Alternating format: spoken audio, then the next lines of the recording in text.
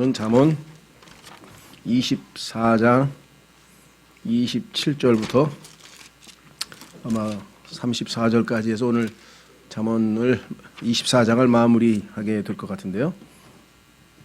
잠언 24장 27절서부터 34절.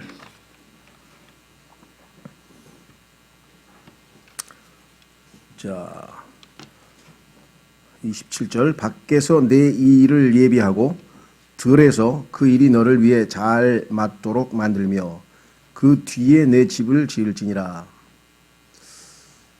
상식적인 얘기 같아요. 1차적으로 그냥 얼핏 읽으면 그렇지, 사람이 자기의 소위 말하면 직장 또는 직업, 자기가 할 일들을 충분히 잘 하고 그 다음에 그것이 능숙하게 되어서 자기가 충분히 한 가정을 이끌 수 있는 충분한 준비가 되어 있어야 그 다음에 집을 지을 수가 있는 거겠죠. 자기 가정을 이룰 수 있다 이 말이겠죠.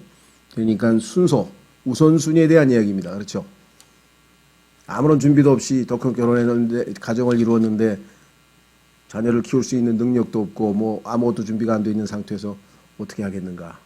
그래서 1차적으로 보면 밖에서 내 일을 예비하고 들에서 그 일이 너를 위해 잘 맞도록 만들며 그 뒤에 내 집을 지을지니라. 그래서 27절부터 34절이 어떤 의미에서는 같은 문맥입니다. 이게 지금 특히 농사 짓는 이야기 같아요. 이 내용을 쭉 보면은.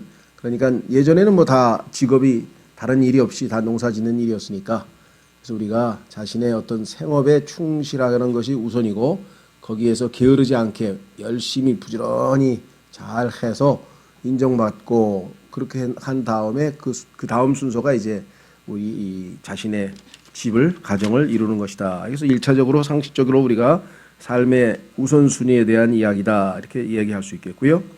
두 번째는 성경에 보니까 여기에 보니까 우리가 영적으로 우리 그리스도인들에게 하나님의 일을 하는 데 있어서 여기 보시면 들이란 표현이 나와 있는데요. 들이란 표현은 이 field라고 하는 말은 신약 성경에서는 이거를 밭이라고 번역을 했을 거예요. 밭에.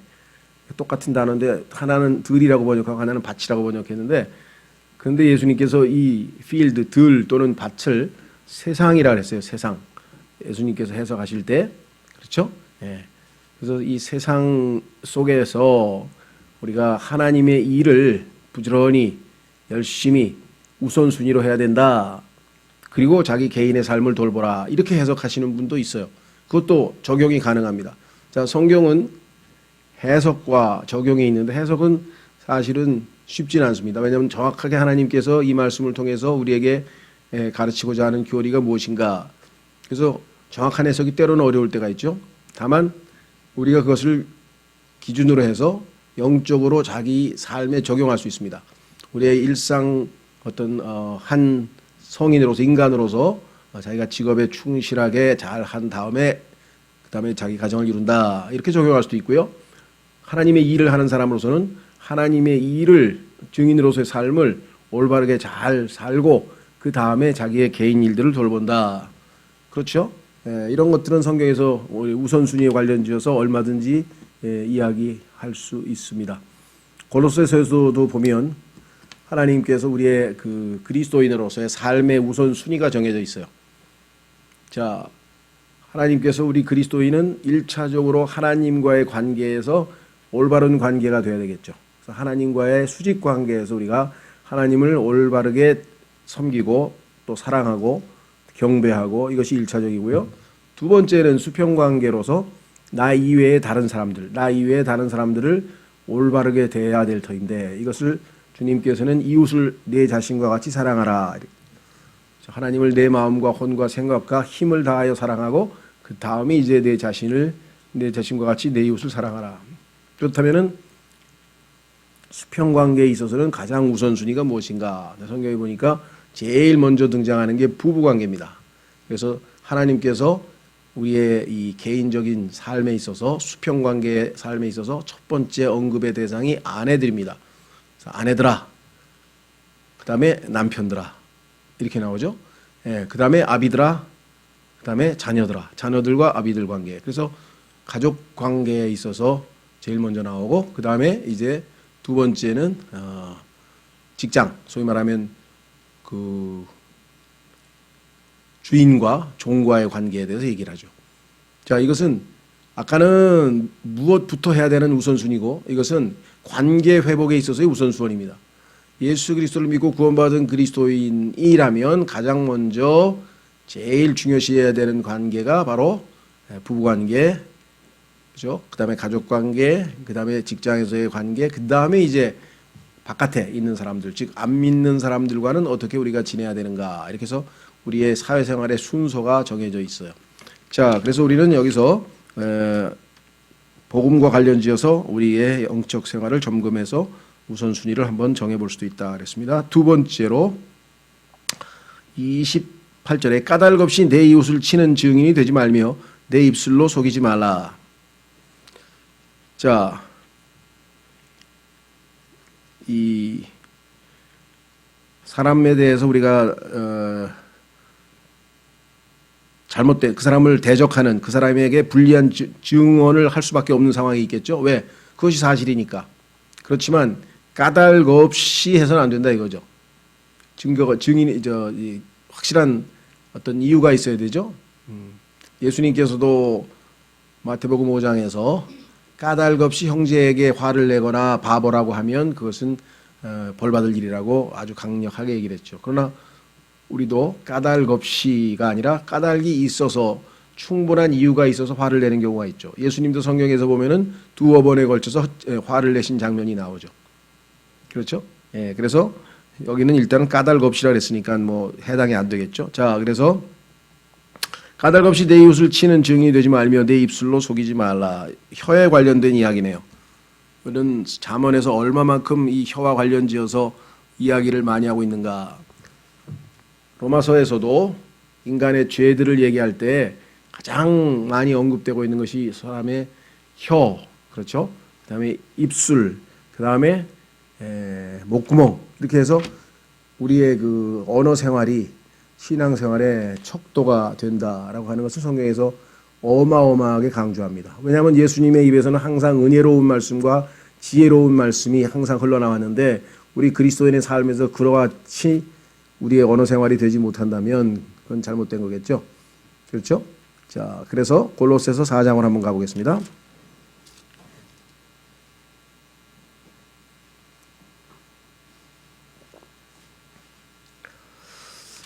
골로새서 4장에 보면은 특별히 우리가 예수님을 아직 믿지 않는 세상 사람들을 대할 때 우리의 언어 생활이, 우리의 말투가, 우리의 말이 어떻게 되어야 되는지. 골로새서 4장 5절에 밖에 있는 자들을 향해서는, 성경에서 밖에 있다는 얘기는 하나님 밖에 있다는 뜻입니다. 그래서 하나님 밖에 있는 자들, 소망 없는 자들, 이것을 예수님 안 믿는 사람들에 대한 설명으로 그렇게 나오죠. 에베소서 2장에 나옵니다. 밖에 있는 자들을 향해서는 시간을 되찾으며 지혜롭게 걸어라. 너희 말을 소금으로 간 맞추어. 무의미하고 맹숭맹숭한 말을 해봐야 소용없죠.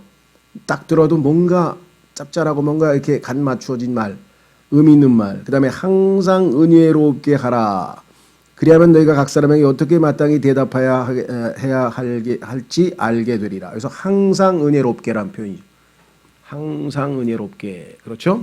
자, 그래서 우리의 언어 생활이 얼마만큼 우리 삶에 있어서 중요한지. 자, 잠언에서는 벌써 여러 번에 반복했기 때문에 신약 성경에서 로마서를 통해서 한번 확인해 보겠습니다.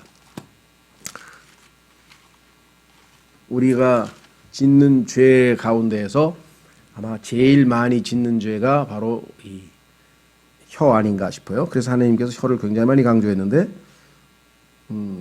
로마서 3장 10절. 로마서 3장 10절은 이 땅에 있는 모든 인간은 다 하나님 앞에 죄인이다. 그래서 구세주가 필요하다. 그래서 모든 사람들이 다 죄인이라고 하는 것을 마지막으로 결론 짓는 장면입니다. 그래서 뭐라 그러냐면 이것은 기록된 바 의로운 자는 없나니 단 한 사람도 없으며 깨닫는 자도 없고 하나님을 찾는 자도 없으며 그들이 다 길에서 벗어나 함께 무익하게 되고 선을 행하는 자가 없나니 단 한 사람도 없도다. 그러면서 이 죄인들의 특성을 설명하는데 우리의 지체, 우리의 몸에 팔, 다리, 눈, 코, 입 이런 것들을 어떻게 잘못 사용했는지를 지금 열거하면서 첫째, 그들의 목구멍은 열린 돌 무덤이라. 무덤은 시체가 썩는 곳이죠. 네. 두 번째, 그들이 자기 혀로 속임수를 쓰나니. 세 번째, 그들의 입술 밑에는 독사의 독이 있고. 그래서 세상 사람들도 쓰죠. 야, 그 친구 독설가야, 독설가. 그 말에 독이 담겨가지고 그냥 팍 맞으면 막 수많은 많은 사람이 상처를 입죠. 요즘에 이 독설 때문에 뭐 나쁘게 달리 표현하면 잘못된 댓글이라 그러죠. 그 아주 독설로서 사람들을 치명적으로 아주 상처 입혀서 얼마나 많은 사람들이 지금 뭐 극단적인 선택도 했고 그것 때문에 두려워서 공황장애 뭐라 그러나요? 또 우울증 하여간 온갖 종류의 지금 그 이 말에 대한 그 스트레스로 시달리고 있는 사람들이 얼마나 많은가 생각해 보십시오. 그죠?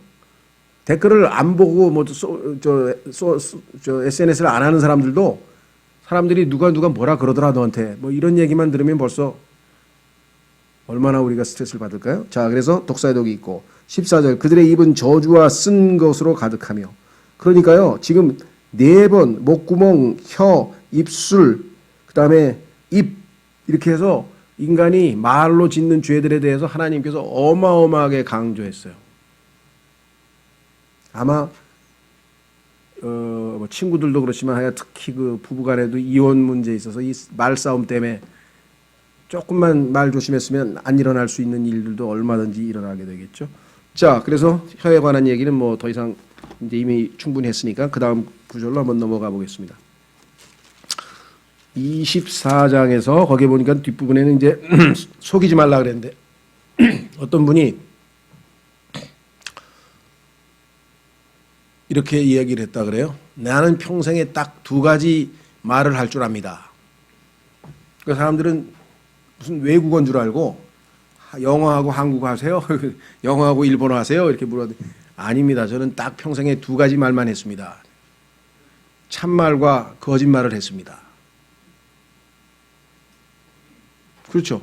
여러분과 제가 하는 말 중에 참말과 거짓말 2가지 종류밖에 없다는 거예요. 그렇죠. 그래서 우리는 거짓말은 거짓의 아비는 마귀입니다. 근데 얼마나 쉽게 우리가 그 거짓말을 하는지 몰라요. 선의의 거짓말이라 할지라도 그렇죠. 어떨 때는 선의의 거짓말이라 할지라도. 자, 욥기 26장으로 가보겠습니다. 욥기 26장.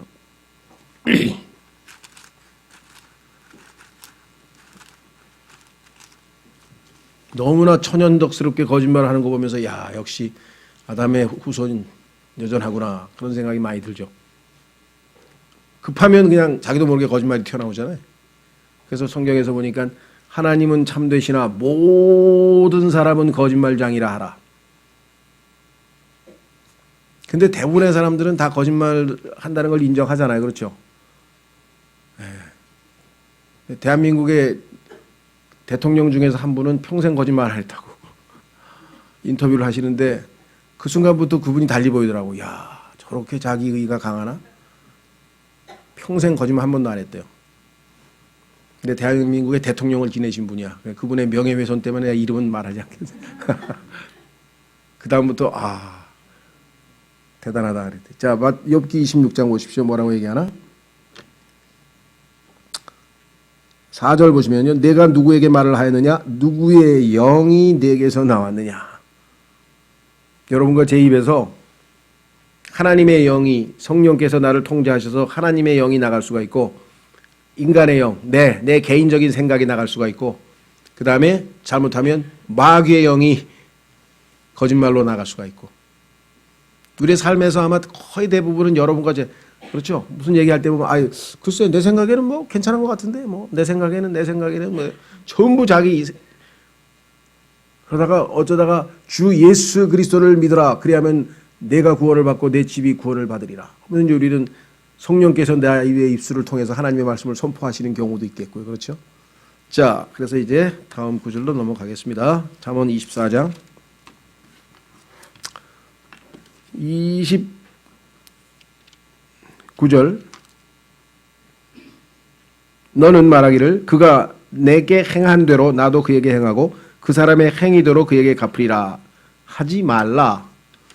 구약에 보면은 눈에는 눈, 이에는 이, 하라 그랬는데 왜 여기서 하지 말라 그랬을까요? 자, 율법에는 그렇게 하라고 했지만 신약 성경에서 예수님께서는 뭐라고 말씀하셨습니까? 원수 갚는 게 하나님께 있다 그랬죠. 그러니까 하나님께서 하실 일을 우리가 할 이유는 없는 거죠. 자, 그래서 오히려 선으로 악을 이기는 겁니다. 악을 이기려면 더 악하게 나가면 안 되고 선으로 이길 수밖에 없고요. 어둠을 이기려면 빛이 이길 수 있지 더 큰 어둠이 어둠을 이길 수는 없는 거죠. 자, 그래서 우리는 이 말씀은 신약 성경에서도 두 구절만 찾아보면 쉽게 이해가 될 수 있을 것 같아요. 마태복음 5장 39절에 예수님께서 하신 말씀이 있죠.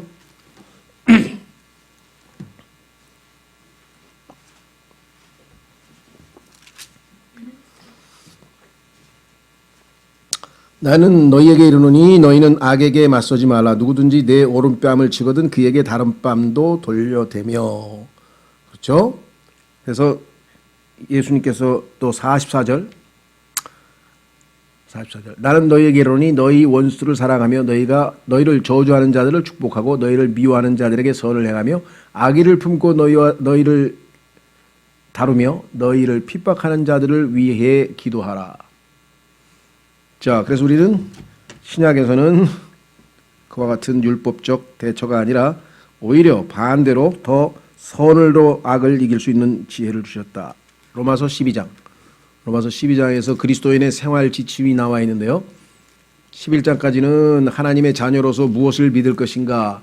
그래서 로마서 1장서부터 11장까지는 교리를 설명했고 12장서부터는 우리가 어떻게 실천을 해야 되느냐 하는데 그 실천 덕목 중에 보면은 여러분과 저희가 대인 관계에 있어서 원수, 우리를 싫어하고 미워하는 사람들을 어떻게 대해야 되는가가 있습니다. 이 땅에서 살면서 우리는 당연히 우리의 친구도 있지만 우리의 적들도 있는 법이겠죠. 자, 그래서 그 사람들을 어떻게 대해야 되는가 한번 보겠습니다. 17절. 아무에게도 악을 악으로 갚지 말고 모든 사람의 눈앞에서 정직한 일들을 예비하라. 가능하다면 너희가 할 수 있는 대로 모든 사람과 화평하게 지내라.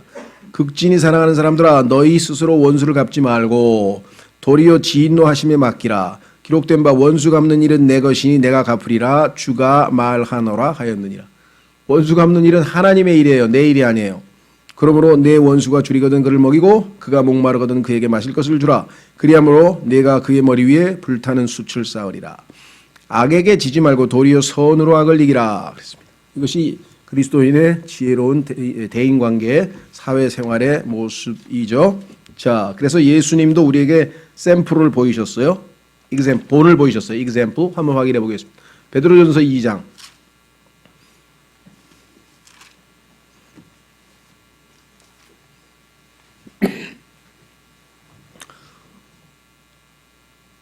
예수님이 단순히 우리에게 가르침만 가르치신 게 아니라 예수님은 실제로 본을 보여주셨죠. 그렇죠?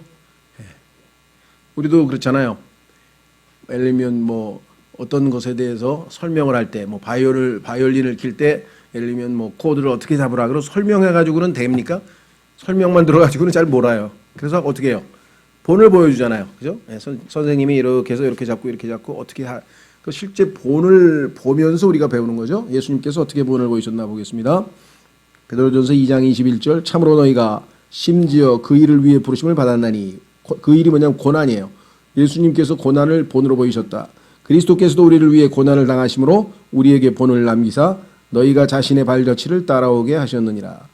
그분께서는 죄를 짓지 아니하시고 입에 교활함도 없으시며 예수님이 보이신 본입니다. 욕을 당하시되 맞대어 욕하지 아니하시고.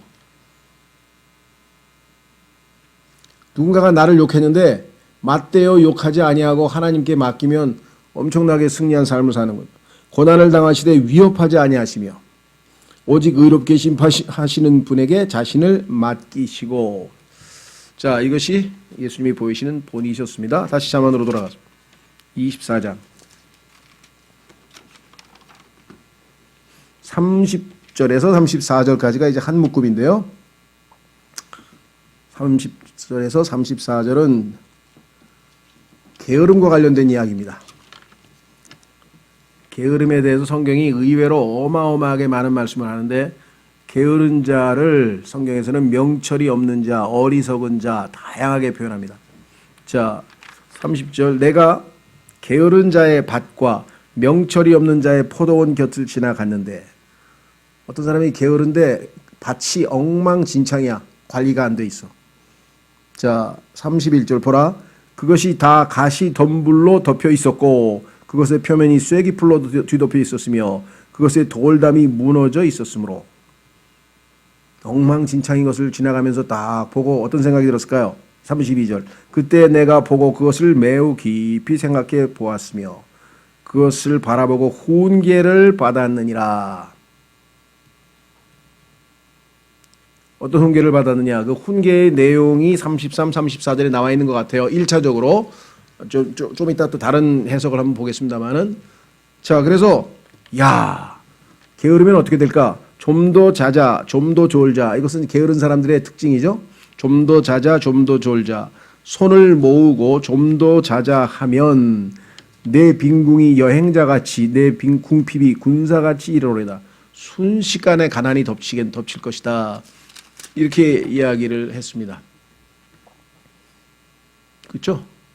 게을러서 결과적으로 가난하게 된 사람은 뭐 어마어마하게 많습니다. 물론 오늘날 우리 시대에는 사회가 뭐가 잘못됐는지 하여간 구조가 잘못됐는지 어마어마하게 열심히 일하고 고생을 하는데도 불구하고 여전히 가난한 사람이 많고 빈둥빈둥 놀면서도 여전히 잘 사는 사람도 많고 이건 또 다른 이제 문제지만 그러나 똑같은 조건이라면 조건이 같다면 한 사람이 열심히 일하고 한 사람은 잠만 자고 있으면 당연히 결과는 한 사람 가난해지고 한 사람은 부하게 되는 건 너무나 상식적인 얘기겠죠. 그렇죠? 자, 그래서 우리 그리스도인에게도 성경에 보면은 이 부지런하게 열심히 일을 해야 된다라고 하는 것에 대해서 상당히 많은 이 내용이 나오는데요. 그 중에서 한번 보겠습니다. 아까 찾아봤던 로마서 12장으로 가시면 로마서 12장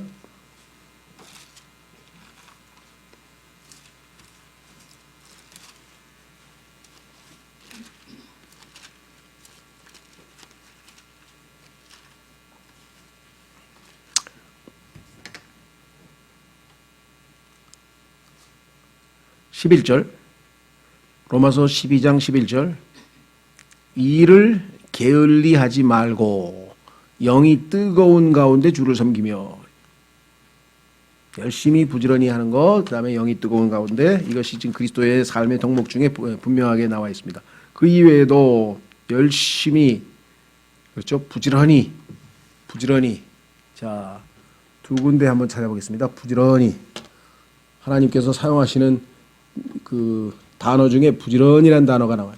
히브리서 11장. 그러면 안 되고 히브리서 11장도 하나님을 찾는 사람들은 부지런히 열심히 찾아야지 느슨하게 영성하게 이렇게 해가지고서는 하나님을 만날 수가 없다. 히브리서 11장 6절. 히브리서 11장 6절. 그러나 믿음이 없이는 하나님을 기쁘게 하지 못하나니 그분께 가는 자는 반드시 그분께서 계시는 것과 또 그분께서 부지런히 자신을 찾는 자들에게 보상해 주시는 분이심을 믿어야 할지니라. 요 부지런이란 단어가 개역성경에는 빠져 있어요. 마귀가 왜 뺐을까요? 요 부지런히 안 하고 그렇죠? 그분께서 계시는 것과 그분께서 자신을 찾는 자들에게 난 하나님을 찾았는데 왜 하나님을 못 만나지? 이유는 뭘까요? 부지런히 찾지 않아서 못 만난 거예요. 근데 마귀는 요 부지런히를 살짝 빼버려가지고 그렇죠? 하나님이 원하시는 것은 간절한 마음이거든요. 정말 원하는지 그걸 보는 건데 이 단어가 하나 빠져버리면 엄청나게 문제가 생기는 거죠. 그렇죠? 자, 마귀가 아주 우리에게 중요한 단어만 살살 빼가지고 공부를 잘하게 시켜주셨어요. 자, 또 하나 있어요. 베드로후서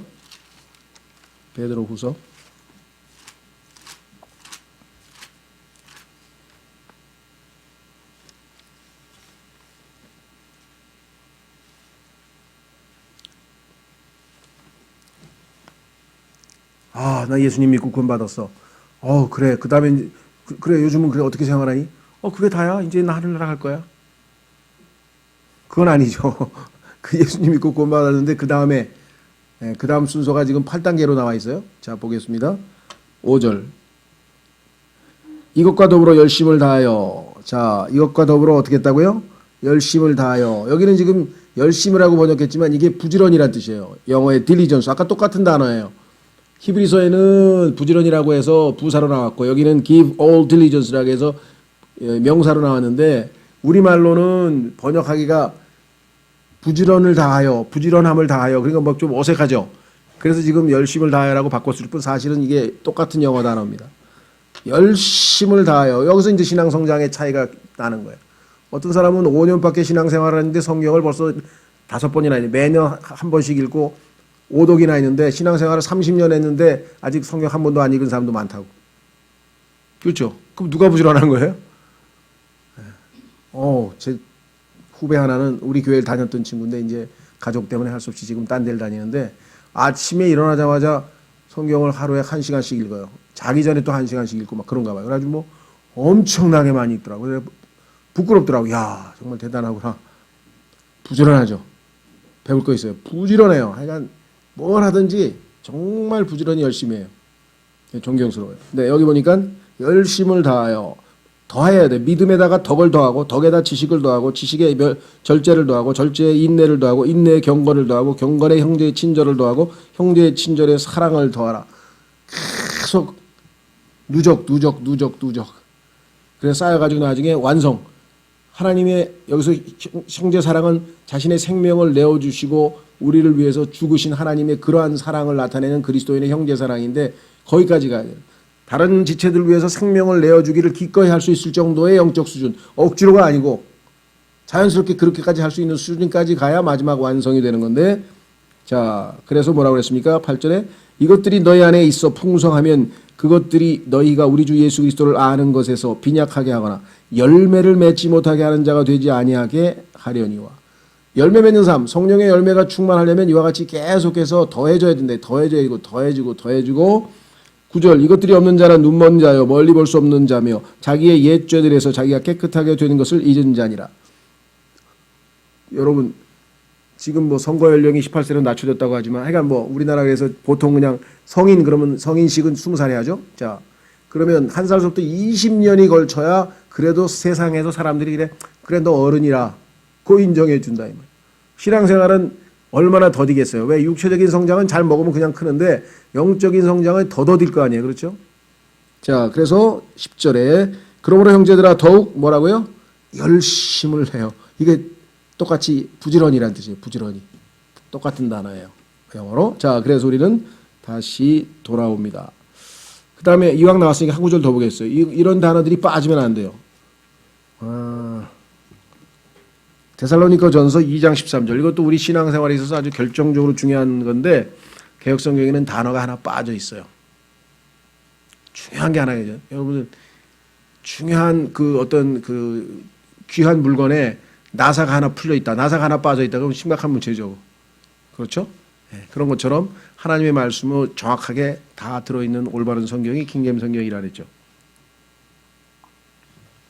자, 보세요. 데살로니가 전서 2장 13절에 이런 까닭에 우리가 또한 하나님께 끊임없이 감사를 드리면 너희가 우리에게서 들은 하나님의 말씀을 받을 때 자, 바울이 지금 하나님의 말씀을 가르치고 있습니다.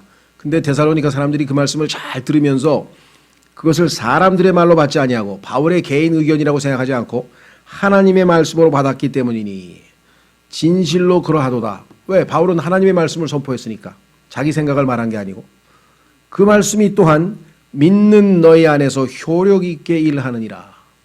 자, 그래서 이 효력 있게라는 단어가 빠져버렸어요. 우리에게 조금 더 와닿는 표현은 효과 있게, 효과 있게. 여러분들이 무슨 어디가 아파서 약을 먹었는데 효과가 있었다. 아, 그 약에 효과 있더라. 효과 있는 거하고 효과 없는 거하고 큰 차이죠. 그렇죠? 예. 여기 나와 있는 것처럼 우리가 오늘 하나님의 말씀을 읽든지 듣든지 그것을 딱 마음으로 믿으면 그 말씀은 내 안에서 효과 있게 역사합니다. 그래서 효과가 나타나요. 아무것도 염려하지 말라. 아멘 하고 그게 마음으로 믿은 사람은 실제로 염려가 다 사라지는 거예요. 그런데 맞아. 그렇긴 하지만 그렇다고 해서 그게 되나? 그리고 믿음으로 나아가지 않은 사람은 이 말씀이 효과를 나타내지 못해서 분명하게 아무것도 염려하지 말라는 말씀을 들었음에도 불구하고 염려는 계속 남아있는 거예요. 왜? 한 사람은 믿었고 한 사람은 안 믿었고. 이해가 되시겠죠? 그래서 효과가 있느냐 없느냐. 신앙생활도 여기서 결판나는 거예요. 똑같이 교회를 다녔다. 10년 동안 똑같이 설교를 들었다. 똑같이 성경 공부를 했다. 그런데 어떤 사람은 효과를 많이 봤어. 그래서 변화되고 성장했어. 근데 어떤 사람은 효과가 없어. 여기 나와 있잖아요. 믿는 너희 안에서. 오늘 내가 들은 하나님의 말씀을 믿으면 그 말씀대로 행하는 거죠. 왜? 믿음은 행동으로 이어지는 거예요. 여러분들 성경에서 제일 유명한 믿음장이 히브리서 11장이라는 걸 아시죠? 히브리서 11장은 믿음의 장이라 그래요. 믿음이 무엇인가 설명하면서 믿음으로 살았던 구약 성경에 우리의 믿음의 선배들의 삶이 쫙 시작되고 있잖아요. 열거되고 있잖아요. 그렇죠? 그런데 특징은 다 뭐예요? 믿음으로 그 다음에 뭐예요? 아브라함은 떠났고 믿음으로 뭐뭐 했고 믿음으로 뭐뭐 했고 그러니까 믿음으로 다음에는 항상 뭐예요? 동사가 나와요. 동사. 믿음은 그냥 머릿속에 마음속에 안주해서 가만히 있는 게 아니라 믿음은 행동을 유발해요. 그래서 성경에서는 우리의 믿음은 사랑으로 일하는 믿음이다. 이렇게. 사랑으로 일하는 믿음이라고 갈라디아서 5장 6절에 말씀하셨죠. 그러니까 내가 믿었는지 안 믿었는지는 그 말을 믿고 행동에 옮겼는지 안 옮겼는지를 보면 내 믿은 거구나. 금방 알 수 있죠. 자, 다시 돌아옵니다.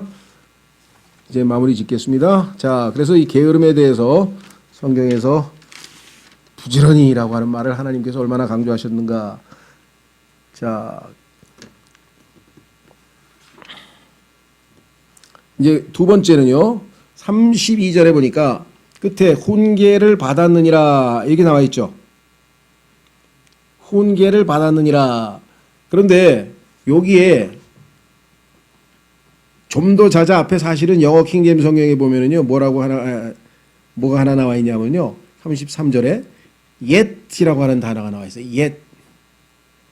요게 이제 이탈릭체로 써 있는데 아직 조금 더 뭐 여러 가지로 번역이 가능한데 어쨌거나 여기서는 지금 이 뉘앙스로 봐서는 이런 뜻일 수도 있어요. 해석이 지금 두 가지인데 하나는 훈계의 내용이 33, 34절이다. 야, 저거 봐라. 저 밭 엉망된 거 봐. 저 완전히 막 게을러 가지고 하나도 관리를 안 해가지고 저 모양이 됐구나. 그래서 열매도 하나도 못 먹고 농사 다 망쳤구나. 이렇게 바라볼 수 있는데 그 훈계의 내용이 좀 더 잘고 좀 더 졸고 게으르게 행동하면 결국은 가난해진다라는 내용이다. 이렇게 설명할 수 있고요. 두 번째는요. 사실은 두 번째인 것 같아요. 제가 보기에는 훈계를 받았어. 근데 어떻게 해요? 자기는 그 훈계를 받고 거기에 맞춰서 나는 이러면 안 되지 하고 부지런해졌을까요? 아니면 자기도 계속해서 게으른 삶을 살았을까요? 예. 만약에 이 세상 사람들이 한 번에 그런 교훈을 받고 바로바로 변화되면 이 세상이 이 모양이 이 꼴은 아니겠죠. 예, 대한민국 정치가 이 모양이 이 꼴은 아닐 거고요. 뭔가 훈계를 받았지만 거기에 반응을 안 하는 거야. 그래서 여전히 에이 하고 똑같은 짓을 하는 거야. 자, 이 내용이 신약 성경에 나와 있어요. 신약 성경에 그 구절 하나 찾아보고 한번 나도 그래. 오늘 하나님의 말씀 그래. 맞아 하고 딱 해놓고 그 다음에 집에 가서 똑같이 예전대로 그냥 살아버리면 무슨 효과 하나도 안 나타난 거잖아요. 그죠?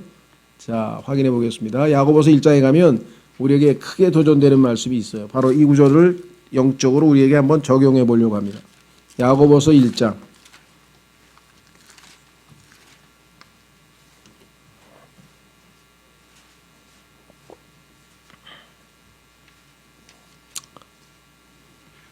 야고보서 1장 22절부터 보시면요. 엄청나게 도전되는 말씀이 있어요. 오직 너희는 말씀을 행하는 자가 되고 듣기만 하여 너희 자신을 속이는 자가 되지 말라. 듣고서 행하지 않으면 결국은 자기가 속은 거죠. 자, 23절. 누구든지 말씀을 듣고 행하지 아니하는 자. 금방 그 사람처럼 지나가면서 게으른 사람의 밭과 포도원이 엉망진창이 된 것을 다 보고서도 훈계를 받고서도 안 고치는 사람. 그런 사람은 어떤 사람이냐? 여기 나와 있죠. 누구든지 말씀을 듣고 행하지 아니하는 자는 거울로 자기의 본래 얼굴을 들여다보는 사람과 같으니라. 거울로 들여다봤어. 그러면 어떻게 됩니까? 더러운 게 묻어 있으면 다 씻어야 될 거 아니에요. 그런데 어떻게 했어요? 24절. 그런 자기를 바라보고 자기 길로 가서 자기가 어떤 사람인지 즉시 잊어버리거니와 망각의 병에 걸렸네요. 이런 사람들이 태반이죠. 그래서 교육의 효과가 그렇게 뚜렷하게 나타나기가 쉽지가 않습니다. 자, 반대로 25절. 누구든지 자유롭게 하는 완전한 법을 들여다보며. 자, 여기서 거울이 하나님의 말씀을 거울이라 그랬네요. 하나님의 말씀을 읽는 것은 마치 우리가 거울을 들여다보는 것으로 비유가 돼 있어요. 하나님의 말씀이 거울이야. 이 말씀의 거울에다가 나를 딱 비춰보니까 아, 여기도 잘못됐고 여기도 잘못됐고 더러운 게 많이 지적을 받았어요. 그러면 어떻게 되느냐? 여기 나와 있습니다. 그 안에 거하는 자는 듣고 잃어버리는 자가 아니요 그 일을 행하는 자니 이 사람은 자기가 행하는 일에서 복을 받으리라. 그러니까 믿음이 우리의 생각과 마음속에 머물러 있으면은 하나님의 복을 누릴 수는 없는 것이고 그것이 행위로 실천되어서 순종을 통해서 실천이 되면 그 사람은 행복한 사람이다. 하나님이 복을 주신다. 이렇게 약속이 되어 있죠. 그렇죠? 예. 그래서 아까 그 게으른 사람, 그 사람은 게으른 사람을 통해서 뭔가 교훈을 얻은 것 같았는데 실제적으로는 행동을 전혀 고치지 않은 사람이라고 우리가 볼 수가 있을 것 같아요. 바로 이 야고보서에 나와 있는 사람이 바로 그 같은 사람들이겠죠. 그렇죠? 예. 자, 그 밑에 26절, 27절이 바로 제대로 된 신앙인이라고 써 있는데 한번 읽고 마치겠습니다. 너희 가운데 어떤 사람이 신앙심이 있어 보이되 자기 혀를 제어하지 아니하고 자기 마음을 속이면 이 사람의 신앙 행위는 헛것이니라. 하나님 곧 아버지 앞에서 순수하고 더럽지 않은 신앙 행위는 이것이니 곧 고난 중에 있는 아버지 없는 자들과 과부들을 돌아보고 실천하는 행위 신앙이죠. 그다음에 세상으로부터 자기를 지켜 더럽혀지지 아니하는 것이니라. 그래서 야고보서는 우리가 삶으로 우리의 신앙을 사람들에게 보여줘야 된다. 세상 사람들은 신앙이라는 것은 믿음이라는 것은 눈에 보이지 않는 거잖아요. 하나님은 우리의 마음속에 있는 믿음을 봐요. 사람들은 못 봐요. 그래서 뭐라 그러냐면 너 믿음이 있니? 그럼 나 믿지. 하나님 말씀 믿어. 그럼 show me. 저 보여달래. 보여달라는 거죠. 그래서 보여주지 못하면 가짜네. 이렇게 되죠. 반면에 보여주면 그 사람이 뭐예요? 아, 하나님의 제대로 된 신앙을 가지고 있는 걸 인정하겠다. 그래서 사람들이 우리를 인정해 줄 것이다. 이렇게 성경에 나와 있어요. 그러면 하나님께 영광을 돌리겠죠. 왜? 저 사람 예전에 이런 사람이 아니었는데 이런 사람이 됐어. 하고 하나님께서 영광을 받으시겠죠. 그래서 너희의 선한 행실로 하나님께 영광을 돌리라. 예수님께서도 마태복음에 말씀하셨죠. 예, 오늘 말씀을 통해서 주님 참 많은 것을 배우고 많은 것을 들었지만 얼마나 우리가 실제적으로 실천이 적은 삶을 사는지 주님 작은 것부터라도 주님 믿음으로 하나씩 실천하는 삶을 살아서 하나님의 말씀이 내 삶에 effectually 효과적으로 역사하는 체험을 누리게 해 주십시오. 기도하겠습니다.